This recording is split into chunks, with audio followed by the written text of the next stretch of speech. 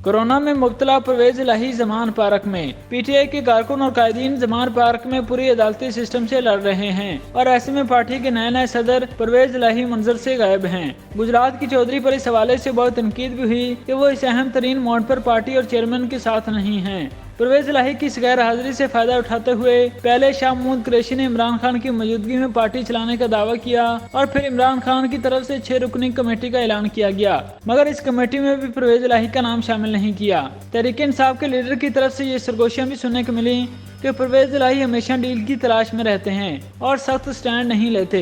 गैर हाजिरी की वजह परवेज इलाही की तरफ से ये बताई गई कि इन्हें कोरोना हो गया है। इमरान खान ने भी 2 दिन पहले यही बात की, लेकिन परवेज इलाही की गैर हाजिरी नोट की जाती रही। शायद यही वजह है कि परवेज इलाही इस गैप को भरने के लिए सामने आ ही गए और इमरान खान से मिलने सीधा जमान पार्क पहुंच गए। अब मालूम नहीं कोरोना खत्म हो गया या फिर वो इमरान खान को भी कोरोना पॉजिटिव करने आए हैं ताकि कल इमरान खान भी कोरोना के बहाने अदालत पेशी से इनकार कर दें। जमान पार्क के बाहर एक सहाफी से गुफ्तगू करते हुए परवेज इलाही ने कहा कि मौजूदा हुकूमत पाकिस्तान की दुश्मन है जिसने मुल्क के मकबूल तरीन लीडर पर हमला कर दिया। चौधरी परवेज इलाही के ट्विटर अकाउंट से जारी करदा तस्वीर के साथ ट्वीट में कहा गया कि इन्होंने चेयरमैन तहरीक इंसाफ से मुलाकात में सियासी, अदालती और कानूनी मामलात पर बातचीत की है।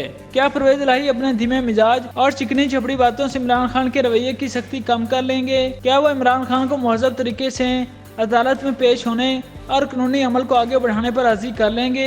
ये कल तक पता चल जाएगा।